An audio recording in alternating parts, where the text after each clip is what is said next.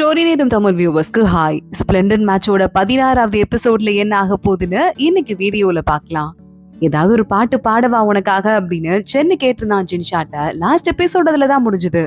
ஜின்ஷா பார்த்துட்டு இல்ல எந்த மியூசிக்னாலும் ஓகே அப்படின்னு சொல்லிட்டு இருக்கா. சென்னு அவன் பாட்டுக்கு ஒரு பாட்டு எடுத்து மியூசிக் போட்டு வாசிக்க ஆரம்பிக்கிறான். இங்க ஆளுக்கு ஒரு பக்கம் ஜின்ஷாவோட தம்பிலாம் அம்மாவோட சவப்பேட்டி பக்கத்துல உட்காந்து கதறி அழ ஆரம்பிக்கிறான். சென்னோட அம்மா காதுல அது எல்லாமே விழுது. அவங்க சொல்லிட்டு இருக்காங்க, இந்த இடத்துல எத்தனை இதயம் நொறுங்கி போயிருக்குன்னு சொல்லிட்டு ஒரு நிமிஷத்துல கணக்கே போட முடியாது அப்படின்னு சொல்லிட்டு இருக்காங்க. அவங்களுக்கு ரொம்ப கஷ்டமா இருக்கு. நம்ம ஜின்ஷாவும் இவன் மியூசிக் வாசிக்க வாசிக்க ஒரு பக்கம் தனியா உட்காந்து அழ ஆரம்பிக்கிறா. அப்படியே ரொம்ப நாள் ஆயிடுது. சென்னை இங்க நடக்கிற முறைகேடை கண்டுபிடிக்கிறதுக்கு, ஸ்மக்லிங்க கண்டுபிடிக்கிறதுக்கு தானே வந்திருக்கான். ஜின்ஷாவோட துறைமுகத்துல ஜின்ஷா சீரியஸா வேலை பார்த்துட்டு இருக்கா. அத சென்னு வாட்ச் பண்றான். சென்னுட்ட வேலைக்கார பையன் சொல்லிட்டு இருக்கான், இருந்தாலும் வந்ததுல இருந்து ஒரு நாள் விடாம வேலை பாக்குறாங்க, டயர்ட் ஆயிருப்பாங்கன்னு சொல்ல. பரவாயில்ல, அவ பிஸியா இருக்கிறது தான் கண்டதையும் யோசிக்கிறதுக்கு இடம் கிடைக்காம பாத்துக்குது. சோ அவ அப்படி வேலை பாக்குறதே நல்லதுதான் அப்படின்னு சொல்லிட்டு இருக்கான். அங்க வேலை பாக்குறவங்களே நிறைய பேர் டயர்டா இருக்காங்க. சரி பரவாயில்ல, திடீர்னு போருன்னு ஒண்ணு வந்ததுன்னா அங்க இருக்கிற வீரர்கள் சாப்பாடு இல்லாம கஷ்டப்படுவாங்க. எவ்வளவு சீக்கிரம் முடியுதோ அவ்வளவு சீக்கிரம் குட்ஸ் எல்லாம் அனுப்பி வைக்கணும் அப்படின்னு அவங்களுக்குள்ளேயே ஒரு சின்சியாரிட்டி எடுத்துட்டு வேலை பார்த்துட்டு இருக்காங்க. அங்க ஒரு ஆள் வரான். இந்த இடத்துலதான் அந்த துறைமுகத்துல சில பொருட்கள்லாம் கடத்த போறாங்களான்னு சொல்ல சென்னு பாக்குறான். நான் ஜின்ஷாவோட ஃபேமிலியோட க்ளோஸா இருக்கதால இந்த துறைமுகத்துல கடத்தினா நான் ஒன்னும் பண்ண மாட்டேன்னு அவங்க நினைக்கிறாங்க. அதனாலதான் இந்த பிளேஸ் அவங்க சூஸ் பண்ணிருக்காங்க. அவங்க யாரையும் விடக்கூடாது அப்படிங்கிற மாதிரி பேசிட்டு இருக்கான். ஜின்ஷாவை பாக்குறதுக்கு கூரோங் வரான். இங்கே உட்காந்து வேலை பார்த்துட்டே இருக்க பொண்ணு தானே, வெயில கருத்து போயிருவ, அந்த கவலை ஏதாவது இருக்கா அப்படின்னு சொல்லிட்டு அவ முன்னாடி ஒரு பாக்ஸ் ஒண்ணு வைக்கிறான். என்கிட்ட நிறைய ஜுவல்லரி இருக்கு, எனக்கு எதுவும் வேண்டான்னு ஜின்ஷா சொல்றா. இது ஜுவல்லரி இல்ல, உனக்கு பிடிச்ச கேண்டி, ஒயிட் கேண்டி பிடிக்கும்ல, அததான் எடுத்துட்டு வந்திருக்கேன்னு சொல்ல ஜின்ஷா முதல் முறையா சிரிக்கிறா. பா இப்பயாவது சிரிச்சியேன்னு கூரோங் பாத்துட்டு இருக்கான். நீ வந்துட்டல்ல, நீ கொஞ்ச நேரம் இங்க இருறா, நான் கொஞ்ச நேரம் வெளியே போயிட்டு வரேன்னு வேலைக்கார பொண்ணு கூட்டிட்டு ஜின்ஷா அங்க இருந்து கிளம்புறா. கையில லென்ஸ் எடுத்துட்டு சென்னு ஒரு பக்கம் யாராவது நமக்கு வேண்டாதவங்க இருக்காங்களா அப்படின்னு பாத்துட்டு இருக்கான். அங்க நிறைய பேர் சின்சியரா வேலை பார்த்துட்டு இருக்காங்க. நம்ம கூரோங் இருக்கான்ல, அவன் தான் மெயினா எல்லாத்தையும் ஹேண்டில் எல்லாம் பண்ணிட்டு இருக்கான். இன்னொரு பக்கம் லென்ஸ் எடுத்துட்டு ரான் பார்க்க ஆரம்பிக்கிறான். பாக்குறவன் அங்க இருக்கிற தூரமா இருக்கிற ஆளுங்களை பார்த்துட்டு, அவனுங்களா, நான் தான் அந்த கிளப்பையே நடத்தினேன்ல, கேம்பிளிங் கிளப், அதுல வந்து விளையாடின கொள்ளக்காரனுங்க அவனுங்க, இங்க எதுக்கு வந்திருக்காங்க, தப்பா ஏதோ நடக்குதுன்னு கூரோங்க கிட்ட போய் சொல்ல ஆரம்பிக்கிறான். இந்த ஆளுங்க எல்லாம் சேர்ந்து தனியா ஏதோ மூட்டை மூட்டையா ஏத்திட்டு இருக்காங்க. இந்த ரெண்டு பேரும் அங்க போய் சண்டை போட்டுக்கிற மாதிரி ஒரு டிராமா போட்டுட்டு ராண வேணும்னே தள்ளி விடுற மாதிரி கூரோங் பண்றான். ரான் விழுறவன் மூட்டையில என்ன இருக்குங்கிறத லேசா தொட்டு பாக்குறான். அப்புறம் அங்க இருந்து எந்திரிச்சு, சரி சரி வேணாம், நமக்குள்ள எதுக்கு சண்டை, எதுவா இருந்தாலும் பாட்டிக்கிட்ட போய் பேசிக்கலான்னு அந்த ரெண்டு பேரும் கிளம்பி போயிட்டு இருக்காங்க. இந்த ரான் தூரமா போயிட்டு சொல்றான், உள்ள இருந்தது எல்லாமே வெப்பன் தான் அப்படின்னு. அதே மாதிரி நம்ம சென்னுக்கும் தெரியுது, எல்லாத்தையும் அவனும் தூரமா இருந்தே பாத்துட்டான். அவங்களுக்கும் டவுட் வந்திருக்கு போல, அதான் இப்படி ஒரு டிராமா கிரியேட் பண்ணி பாத்துருக்காங்க. ஆனா இவங்க பண்ண அந்த டிராமாவை அந்த ஆளுங்க ஈஸியா கண்டுபிடிச்சிருப்பாங்க. இதுக்கும் மேல நம்ம கேர்ஃபுல்லா இருக்கணும். ஜின்ஷா எங்க, அவளை உடனே கூட்டு வரதுக்கு ஆள் அனுப்புங்கன்னு சொல்லிட்டு சென்னங்க இருந்து கிளம்பி போயிட்டு இருக்கான். இங்க சொல்லிட்டு இருக்கான், எல்லாமே கொலைக்காரங்க, உள்ள ஃபுல்லா ஆயுதமா வச்சிட்டு இருக்காங்கன்னு ரான் கூரோங்க கிட்ட சொல்லிட்டு இருக்க. ஜின்ஷாவை போய் நான் பத்திரமா கூட்டிட்டு வரேன், நீ என்ன பண்ற, இந்த விஷயத்த நேரா போயிட்டு சென்னை கிட்ட சொல்லுன்னு ஆளுக்கு பிரிஞ்சு போயிட்டு இருக்காங்க. ரான் போகும்போதே ஜின்ஷாவை பாத்துட்டான். அக்கா நீ என் கூட வா, ஆபத்து அப்படின்னு சொல்லிட்டு இருக்கான். டக்குன்னு யாரோ வந்து கட்டையை அவன் மேல போட்டு அடிச்சு அங்கே மயங்கி விழுந்துடுறான். ஜின்ஷாவை ஒரு ஆளு கத்தி முனையில அங்க இருந்து காட்டுக்குள்ள கூட்டு போயிடுறான். யோ என்ன எதுக்கு கூட்டு போறீங்க, சென்னை ஏதாவது பிடிக்கணும்னா என்னெல்லாம் பிடிக்கவே பிடிக்காதீங்க, அவங்க குடும்பத்துக்கு வேலை பாக்குறவங்க நாங்க, என்ன கடத்திட்டு போனா அந்த ஆள் வரவே மாட்டாயா அப்படின்னு சொல்ல சென்னு கரெக்டா ஆப்போசிட்ல வந்து நிக்கிறான். நம்ம ஜின்ஷாவோட கழுத்துல வால் வச்சுட்டு இந்த ஆள் மிரட்ட ஆரம்பிக்கிறான். அந்த பொண்ணு விட்டுரு, நான் உன் கூட வரேன்னு சென்னு சொல்ல, நான் சொல்ற இடத்துக்கு என்ன பின்னாடி ஃபாலோ பண்ணிட்டே வான்னு அந்த ஆளு மலை உச்சிக்கு கூட்டு போயிட்டு இருக்கான். சென்னு சொல்லிட்டு இருக்கான், என் ஆயுதத்தை கூட கீழே போட்டுடுறேன், அந்த பொண்ணை விடுன்னு கையில இருக்கிற வாளையும் கீழே போட்டுடுறான். உடனே அவன் ஆயுதம் தான் கீழே விழுந்துருச்சுன்னு நம்ம ஜின்ஷாவை லைட்டா தள்ளி விட்டுட்டு இவன் அட்டாக் பண்றதுக்கு பக்கத்துல வர சென்னு அதையும் தாண்டி வேகமா போயிட்டு ஜின்ஷா மலையில இருந்து கீழே விழுறதுக்கு போறா. அவளை தாங்கி பிடிக்கிறான். புடிச்சிட்டு அவ தலையில ஹேர் பின் இருக்கும்ல, சட்டுன்னு அதை எடுத்து வீச ஆரம்பிக்க அந்த கடத்தை ட்ரை பண்ணால அவன் பொத்துன்னு பேலன்ஸ் தவறி அவன் மலையில இருந்து கீழே விழுந்துட்டான். ஆனா அந்த அதிர்ச்சியில ஜின்ஷாவும் விழறா. டக்குன்னு வேகமா சின்னவளை புடிச்சிட்டு என் நல்லா கெட்டியா புடிச்சுக்கோ, உனக்கு ஒண்ணு ஆகாது, சின்ன பள்ளம் தான் அப்படின்னு சொல்லிட்டு ரெண்டு பேரும் விழுந்துட்டாங்க. ஜின்ஷா கண்ணை திறந்து பாக்குறா. நல்லா சென்னு மேல ஒய்யாரமா விழுந்து கிடக்குறா. சோ பெருசா அவளுக்கு அடி எதுவும் இல்ல, கால் மட்டும் எனக்கு சுளுக்கிக்கிச்சு போலன்னு சென்னை பார்த்து சொல்றா, உங்களுக்கு என்ன ஆச்சுன்னு. மண் தரையில சாஃப்டான மண்ல தான் விழுந்திருக்கோம், சோ எனக்கு எந்த அடியும் இல்லைன்னு சொல்லிட்டு சென்னு பாக்குறான். உனக்கு கால்ல ஒன்னும் பெருசாலாம் ஆபத்து இல்ல, லேசான சுருக்குதான், என்னால அதை எடுக்க முடியும், இப்ப லைட்டா வலிக்கும், கொஞ்சம் பொறுத்துக்கோன்னு சொல்லிட்டு அவ காலை புடிச்சு அந்த சுளுக்க எடுத்து விட்டுடுறான். சென்னையே குறுன்னு ஜின்ஷா பாத்துட்டே இருக்கா. இப்ப வலிக்கல தானே அப்படின்னு கேட்க, இப்ப பரவாயில்லன்னு சொல்லிட்டு இருக்கா. நாளைக்குள்ள உனக்கு சரியாயிடும், இன்னைக்கு ஆனா ரொம்ப தூரம் நடக்க வேண்டாம், இங்கேயே உட்காந்துருன்னு சொல்ல, இதுல பெருசா பள்ளம் இல்ல, ஆனா நம்மளால ஏறி போக முடியாதே அப்படின்னு ஜின்ஷா கேக்குறா. வெயிட் பண்ணு அப்படின்னு சொல்லிட்டு 2 குச்சியை எடுத்து சென்னு உரச ஆரம்பிக்கிறான். என்ன பண்றீங்க அப்படின்னு ஜின்ஷா கேட்க, இப்ப தெரியும் பாரு அப்படின்னு நம்ம சொல்லும் போதே அந்த உரசுறதுல புகையா வர ஆரம்பிக்குது நெருப்புக்கு முன்னாடி ஸ்டேஜ். இந்த புகையை பார்த்து நம்மள காப்பாத்துறதுக்கு ஆள் வந்துருவாங்க. சோ கவலைப்படாம இங்க ரெஸ்ட் எடு அப்படின்னு சொல்லிட்டு சென்னும் அந்த இடத்துல போய் உட்கார்ந்துட்டு இருக்கான். என்ன இதுவரை நீங்க நிறைய தடவை காப்பாத்திட்டீங்கன்னு ஜின்ஷா சொல்றா.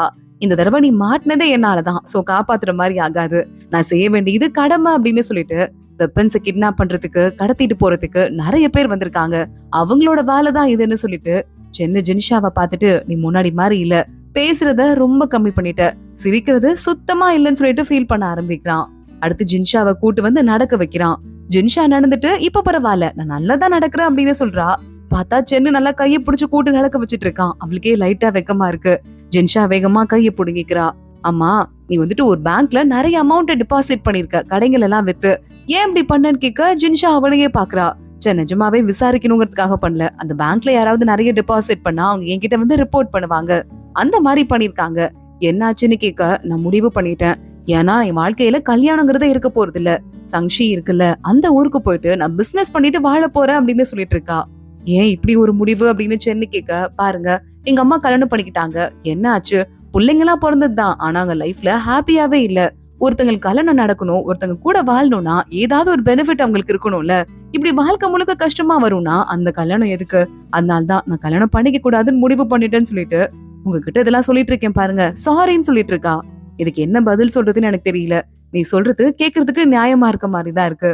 எப்ப அந்த ஊருக்கு போக போறேன்னு கேட்க, எப்ப போறேன்னு தெரியல, கொஞ்ச நாள் ஆகட்டும், பாட்டி வேற கொஞ்சம் முடியாம இருக்காங்க, அவங்களெல்லாம் பாத்துக்கணும்ல அப்படின்னு சொல்லிட்டு இப்ப பேச ஆரம்பிக்கிறா. பாட்டி இருக்கிற வரைய இப்போதைக்கு அவசரப்பட்டு அந்த முடிவை எடுக்க மாட்டா அப்படிங்கிறது சென்னைக்கு நல்லாவே தெரியுது. இங்க சென்னையும் ஜின்ஷாவையும் தேடி ஆளுங்க வராங்க, மாங்குன்னு தேட ஆரம்பிக்கிறாங்க. பக்கத்துல வரதுக்குள்ள சென்னு இந்த ஆள் கீழே விழுந்தான்ல, அவன் இறந்து போய் கிடக்குறான். அங்க போய் பாத்துட்டு இருக்கான். அவன் ட்ரெஸ்ஸுக்குள்ள ஏதோ லெட்டர் மாதிரி இருக்கு அப்படின்னு சொல்லிட்டு அதை எடுத்துட்டு இருக்கான். நிறைய பேங்க் டெபாசிட் நோட்ஸ் இருக்கு, ஒரு லெட்டர் மாதிரி இருக்கு. அந்த லெட்டர்ல குட்டியா பிளான் மாதிரி ஒண்ணு எழுதியிருக்காங்க. நான் ஒரு நிமிஷம் பாக்கவா அப்படின்னு அதை வாங்கி ஜின்ஷா பாக்குறா. இந்த ஹேண்ட் ரைட்டிங் இப்பதான் எனக்கு ஞாபகம் வருது, அந்த ஸ்பெஷல் டாக்டர் இருக்கார்ல ஈஷியனோட மாஸ்டர், அந்த ஹேண்ட் ரைட்டிங் தான், சேம் ஹேண்ட் ரைட்டிங்னு சொல்ல, நிஜமாவா, நீ அவரை பத்தி பாத்தியா, ஏதாவது முக்கியமா ஏதாவது அவரை பத்தி அடையாளம் இருக்கான்னு கேட்க, ஹைட்டா இருப்பாரு, ஒல்லியா இருப்பாரு, காது கிட்ட ஏதோ வளர்ந்த மாதிரி இருக்கும்னு சொல்றா. சென்னு பாக்குறான். இத்தனை நாளா நான் தேடின அந்த ஆளை ஏன் கண்டுபிடிக்க முடியலன்னு யோசிச்சுட்டே இருந்தேன், நல்ல பாதுகாப்பா ஈஷியனோட அப்பா கூட ஒளிஞ்சிருந்தா என்னால எப்படி கண்டுபிடிக்க முடியும், அதான் இப்பதான் எனக்கு புரியுதுன்னு யோசிச்சு பார்க்க ஆரம்பிக்கிறான். ஆனா ஒரு மாதிரி ஜின்ஷாக்கு பயமா இருக்கு, ஈஷியன்லாம் தப்பு பண்ணிருக்க வாய்ப்பே இல்லைன்னு. ஆளுங்க தேடி வராங்க, ஜின்ஷாவையும் சென்னையும் கண்டுபிடிக்கிறாங்க. சென்னு டைரக்டா போய் அவங்க கிட்ட இந்த மாதிரி பேச ஆரம்பிக்கிறான். இந்த ஈஷியனோட மாஸ்டர் தான் இந்த வேலையெல்லாம் பண்ணிருக்குது அப்படின்னு. என்ன சொல்றீங்க, ஈஷியன் ஃபேமிலிக்கு சம்மந்தப்பட்டிருக்கா அப்படின்னு சொல்லிட்டு அவங்க எல்லாம் பேசிட்டு விசாரிக்கிறோம் அப்படின்னு அங்க இருந்து கிளம்பி போறாங்க. ஜின்ஷா சென்னை கிட்ட வேகமா ஓடி போயிட்டு இருக்கா. இல்ல நான் சொல்றேன்னு தப்பா எடுத்துக்காதீங்க, ஈஷியன் அந்த மாதிரி ஆள் கிடையாது, அவனுக்கு தெரியறதுக்கு வாய்ப்பு கிடையாதுன்னு சொல்ல, ஈஷியன் மேல எனக்கும் அந்த அளவுக்கு டவுட் கிடையாது, ஆனா நீ எப்படி அவங்கள அந்த அளவுக்கு நம்புற அப்படின்னு சென்னை கேட்க ஆரம்பிக்கிறான். நான் இத்தனை நாளா அவங்க கூட இருக்கேன், அதை வச்சுதான் எனக்கு தெரியும் அந்த பையன் அப்படிப்பட்ட பையன் கிடையாதுன்னு சொல்ல, ஈஷியனோட அப்பாவை பத்தியும் எனக்கு தெரியும், அந்த அப்பா நம்ம நாட்டுக்கு துரோகம் பண்ற ஆள் கிடையாது, ஒருவேளை அவங்களுக்கே தெரியாம இந்த மாஸ்டர் ஏதாவது வேலை பார்த்திருக்கலாம். சோ நான் போய் காப்பாத்திட்டு கண்டுபிடிச்ச மட்டும்தான் எனக்கு தெரியும். நான் ஒண்ணு சொல்றேன், இந்த விஷயத்துல தலையிடாத, இது ரொம்ப ஆபத்து இருக்கு, நீ போனா நிறைய பேர் மாற்றத்துக்கு வாய்ப்பு இருக்கு, இந்த விஷயத்த பத்தி ஈஷியனுக்கு நாங்களே பாத்துக்கிறோம் அப்படின்னு சென்னை சொல்லிடுறான். ஓகேன்னு ஜின்ஷா தலையாட்றா. சென்னை இவளை இங்கேயே விட்டுட்டு கேபிட்டல் சிட்டிக்கு கிளம்பிட்டு இருக்கான். வா போலான்னு கூரம் ஜின்ஷாவை கூப்பிட, இல்லடா எனக்கு 2 குதிரை கொடு, நானும் என்னோட அசிஸ்டன்ட் பொண்ணும் கேபிட்டல் சிட்டிக்கு போகணும், ஒரு ஹெல்ப் பண்ணணும் ஈஷியனுக்குன்னு சொல்லிட்டு அங்க இருந்து கிளம்புறா. நம்ம பண்றது சென்னுக்கு துரோகம் இல்லையா அப்படின்னு சொல்லிட்டு அசிஸ்டன்ட் பொண்ணு கேட்க, நம்ம எதுலயும் தலையிட போறது இல்ல, இன்ஃபர்மேஷனை மட்டும் தான் பாஸ் பண்ண போறோம், நம்ம ஹெல்ப் தான் பண்ண போறோம்னு ஜின்ஷா அங்க இருந்து கிளம்புறா. இங்க குட்டி பிரின்ஸ பாக்குறதுக்கு, கிரவுன் பிரின்ஸ பாக்குறதுக்கு ஈஷியன் வந்திருக்கான். பிரின்ஸ் சொல்லிக்கிட்டு இருக்கான், எனக்கு குட்டி வயசுதான் ஆகுது, அப்பாக்கு உடம்பு முடியாம இருக்காரு, எனக்கு ராஜா ஆகிறதுக்கு தகுதி இல்லைன்னு நினைக்கிறாங்க, அதனால பிரின்ஸ ராஜா வாக்கணும்னு சொல்லிட்டு நிறைய பேர் சதித்திட்டம் போடுறாங்கன்னு சொல்ல, நீங்க என்ன ரொம்ப நம்புறீங்க பிரின்ஸ், இதெல்லாம் என்கிட்ட சொல்லக்கூடாது அப்படின்னு ஈஷியன் சொல்லிட்டு இருக்கான். யார் எனக்கு உண்மையா இருக்காங்க, யார் சதித்திட்டம் போடுறாங்கன்னு தெரியாத ஆள் மாதிரியா என்ன பார்த்தா இருக்கு, அப்படி இருந்தா அவங்க சொல்ற மாதிரி நான் ராஜா வாங்குறதுக்கு தகுதியே இல்லாத பையன் ஆயிடுவேன், உங்களை பத்தி எனக்கு நல்லா தெரியும்னா நீங்க நல்லவருன்னு சொல்லிட்டு அங்க இருந்து ஓடி போயிட்டு ஒரு பாக்ஸ் ஒண்ணு குட்டி பிரின்ஸ் எடுத்துட்டு வரான்.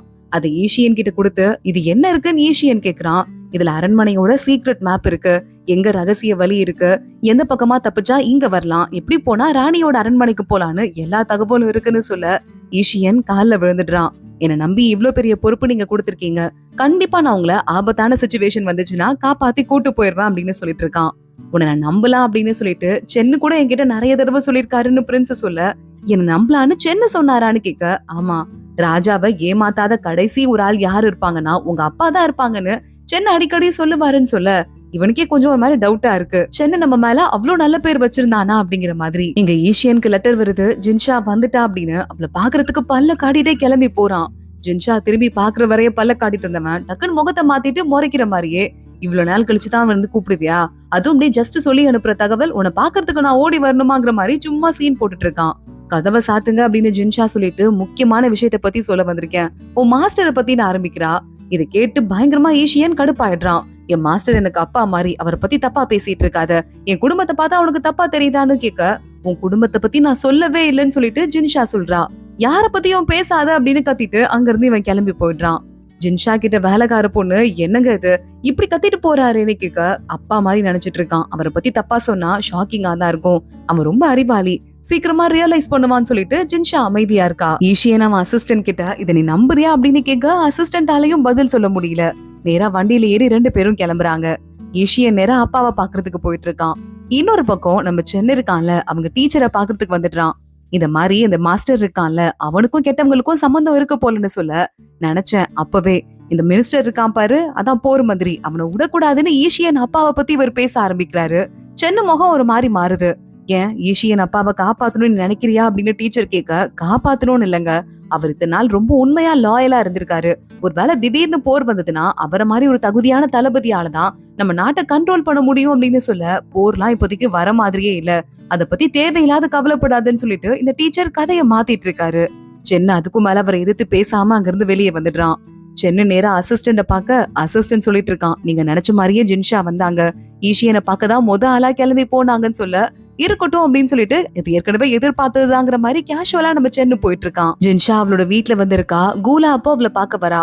அக்கா என்ன மன்னிச்சிரு, நான் தப்பு பண்ணிட்டேன், ரொம்ப பெரிய தப்பு பண்ணிட்டேன், இதுக்கும் மேல நீ என்ன சொன்னாலும் கேக்குறேன், என்ன மன்னிச்சிட்டேன்னு ஒரு வார்த்தை மட்டும் சொல்லு, உன் உத்தரவு என்னவோ அது மட்டும் தான் என் வாழ்க்கையா இருக்க போகுதுன்னு சொல்ல, இதெல்லாம் நீ சொல்ற ஆள் கிடையாது, உனக்கு என்ன வேணும்னு ஜின்ஷா கேக்குறா. உன் கல்யாணத்துல அப்பா தலையிடக்கூடாதுன்னு சொல்லிட்டு அவர்கிட்ட நீ எழுதி வாங்கிட்டியான், அதே மாதிரி என் வாழ்க்கையில இவர் விளையாடக்கூடாது, பிளீஸ் எனக்கு ஹெல்ப் பண்ணுன்னு சொல்ல, அது என்னால முடியாது அப்படின்னு சொல்லிட்டு ஜின்ஷா சொல்லிடுறா. அப்ப நான் திருந்திட்டேன்னு இன்னும் நம்பல, சரி ஓகே காலங்கள் ஓடும் போது நீ நம்பவ ஒரு நாள்னு சொல்லிட்டு அங்க இருந்து கோலாவும் கிளம்பிடுறா. அவ உண்மையா கூட திருந்தி இருக்கலாம், அத பத்தி யோசிக்கிறதுக்கு எனக்கு டைம் கிடையாது அப்படின்னு ஜின்ஷா அவ வேலைய பார்க்க ஆரம்பிக்கிறா. இங்க நம்ம சென்னை கிளம்பி அவங்க அப்பாவை பாக்குறதுக்கு போயிட்டு இருக்கான். அங்க பார்த்தா அவங்க அப்பா மாஸ்டர் எல்லாம் பேசிட்டு இருக்காங்க. இந்த மாதிரி இந்த பிரின்ஸ் நிறைய ஆயுதத்தை கடத்திட்டு இருக்கான் அப்படின்னு சொல்லிட்டு இதெல்லாம் கேட்டுட்டு இருக்கும் போதே மாஸ்டர் எட்டி பாக்குறாரு. நினைச்ச நீ அதான் இருப்பேன்னு, வா வா உன் அப்பா கூட உட்காந்து முக்கியமான விஷயங்கள் பேசலான்னு உள்ள கூட்டு போயிடுறாரு. சென்னுக்கு ஒண்ணுமே புரியல, அந்த பிரின்ஸ் ஆயுதங்கள் கடத்துறத எதுக்கு அவர் சொல்லணும்னு யோசிச்சுட்டே நேரா மாஸ்டர் கூட வந்துடுறான். மாஸ்டர், நீங்க எங்க அப்பாக்கு இந்த மாதிரி சீக்கிரட்டா ஸ்பை வேலை பாக்குறத ஏன் என்கிட்ட சொல்லலன்னு கேட்க, நீ சின்ன பையனா இருந்த, நான் ஒன்றும் சொல்லலன்னு அவரு கேஷுவலா சொல்லிடுறாரு. மாஸ்டர், பைனாகுலர்லாம் வச்சிட்டு இருக்கீங்கன்னு சொல்ல, உனக்கு ஒண்ணு வேணும்னா எடுத்துக்கோ, ஸ்லிங் ஷாட் ஒண்ணு இருக்கு பாரு, அதை கூட எடுத்துக்கோடா, நான் உனக்கு தான் கிஃப்ட் வாங்கிட்டு வந்தேன்னு மாஸ்டர் சொல்றாரு. ஸ்லிங் ஷாட் எனக்கு வேண்டாம், நீங்க தான் எனக்கு கொடுத்தீங்கன்னு சொல்ல, நானா உனக்கு ஏற்கனவே கொடுத்தேன் அப்படின்னு மாஸ்டர் கேக்குறாரு. அவருக்கு ஞாபகம் இல்ல போல. ஆனா ஈஷியன் அவரை பத்தி ஒன்னொன்னே ஞாபகம் வச்சிட்டு இருக்கான். குட்டி பையனா இருக்கும் போது தனியா இருந்திருக்கான், அவன் பர்த்டேவும் அதுமா, அப்பன்னு பார்த்து மாஸ்டர் வந்திருக்காரு. உனக்கு என்ன கிஃப்ட் வாங்கிட்டு வந்திருக்கேன் பாருன்னு சொல்லிட்டு அதை கொடுத்திருக்காரு. அதனால அவன் அவ்வளவு ஹாப்பியா இருந்திருக்கான். அப்படியே ஞாபகம் இருக்கு, நான் போயிட்டு வரேன் மாஸ்டர்னு கிளம்புறான். இவனுக்கு என்ன ஆச்சு, ஒரு மாதிரி பேசுறானேன்னு மாஸ்டர் யோசிக்கிறாரு. ஜின்ஷா கிட்ட பூனைக்குட்டியை திரும்ப குடுக்கற சாக்குல நம்ம ஈஷியன் அவளோட வீட்டுக்கு வரான். அவளை வாட்ச் பண்ணிட்டு ஆளுங்க வரத ஈஷியன் கண்டுபிடிச்சிடுறான். ஜின்ஷா சொன்னது ஒரு வேலை உண்மையாதான் இருக்கும் போலன்னு ரகசிய வழிய ஃபாலோ பண்ணி இவங்க எல்லாம் கிளம்பி சென்னை பாக்குறதுக்கு போயிடுறாங்க. என் அப்பாக்கு அவருக்கு சாதகமா க்ளூவையும் கொடுத்துட்டு இன்னொரு பக்கம் எதுக்காக கெட்டவங்களுக்கு ஒர்க் பண்ணணும், எனக்கு ஒண்ணும் புரியல அப்படின்னு சொல்லிட்டு நம்ம சென்னு கிட்ட சொல்ல ஆரம்பிக்க, சென்னு பாக்குறான். ஒருவேளை எதிரிங்க வந்து உங்க அப்பா காப்பாத்தாம இருந்தாருன்னா அது அவர் செய்யற நாட்டுக்கு செய்யற துரோகம் ஆயிரும். ஆனா எதிரிங்க வராருன்னு தகவல் தெரிஞ்சதுமே அவர் நேரா அரசவைக்குள்ள போய் ராஜாவை காப்பாத்த போனார்னா ராஜாவையும் எதிர்த்து பெர்மிஷன் இல்லாம சண்டை போடுற மாதிரி கதை மாறிடும். உங்க அப்பா இக்கட்டான சூழ்நிலையில மாட்டிட்டு இருக்காரு அப்படின்னு சென்னு சொல்றான். அப்பாவை எப்படி காப்பாத்துறது அப்படின்னு ஜின்ஷா கேட்டுட்டு இருக்கா. டிராப்ப உடைக்க முடியுமான்னு. உடைக்க முடியும். ஆனா ரொம்ப டேஞ்சரஸ்ன்னு சென்னு சொல்றதோட தான் இன்னைக்கு எபிசோட் முடியுது. அடுத்து என்ன ஆக போகுது தொடர்ந்து பார்க்கலாம். இந்த வீடியோவை லைக் பண்ணிக்கோங்க. மறக்காம நம்ம சேனலுக்கு சப்ஸ்கிரைப் பண்ணிட்டு பெல் ஐக்கானையும் கிளிக் பண்ணிக்கோங்க. அடுத்த வீடியோல பார்க்கலாம். அது வரைய பாய்.